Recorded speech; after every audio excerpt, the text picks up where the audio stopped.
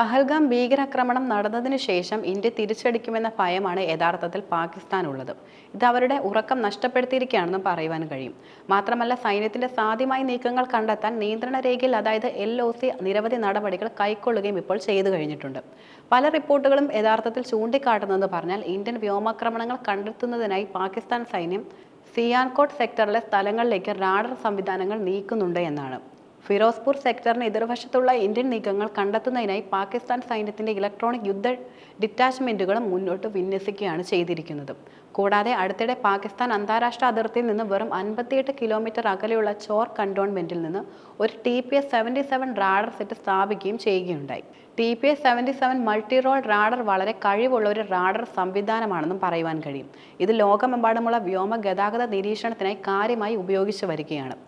മാത്രമല്ല, തുടർച്ചയായി 5-ാം ദിവസം പാകിസ്ഥാൻ ഇപ്പോൾ നിയന്ത്രണ രേഖയിൽ വെടിനിർത്തൽ കരാർ ലംഘിച്ചുകൊണ്ടേയിരിക്കുകയാണ്. പല മേഖലകളിലും യാതൊരു പ്രകോപനവും ഇല്ലാതെയാണ് പാകിസ്ഥാൻ സൈന്യം വെടിവയ്പ് നടത്തുന്നതെന്നും ഏറെ ശ്രദ്ധേയമായ കാര്യമാണ്. ഇതിനെല്ലാം ഇന്ത്യൻ സൈന്യം തക്കതായ മറുപടിയാണ് നൽകുന്നത്.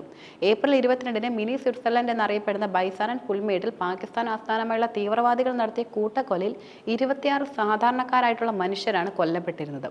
കൂടാതെ നിരവധി പേർക്ക് ഈ ആക്രമണത്തിൽ പരിക്കുമേറ്റു.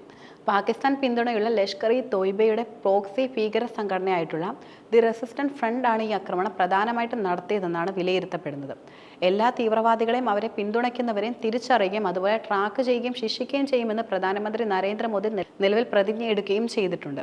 മാത്രമല്ല, പാകിസ്ഥാൻ ഇന്ത്യയുടെ പ്രത്യാക്രമണത്തെക്കുറിച്ച് ജാഗ്രത പാലിക്കുകയാണിപ്പോൾ. കഴിഞ്ഞ ആഴ്ച ഇന്ത്യയുടെ റാഫേൽ ഉൾപ്പെടെയുള്ള മുൻനിര യുദ്ധവിമാനങ്ങളും അതിന്റെ ഉന്നത പൈലറ്റുമാരും ആക്രമണം എന്ന പേരിൽ ഒരു വലിയ തോതിൽ സൈനിക അഭ്യാസത്തിൽ പങ്കെടുക്കുകയും ചെയ്തിരുന്നു. മാത്രമല്ല, നാവികസേന അതിന്റെ പ്രവർത്തന സന്നദ്ധത പ്രകടമാക്കുകയും ചെയ്തിട്ടുണ്ട്.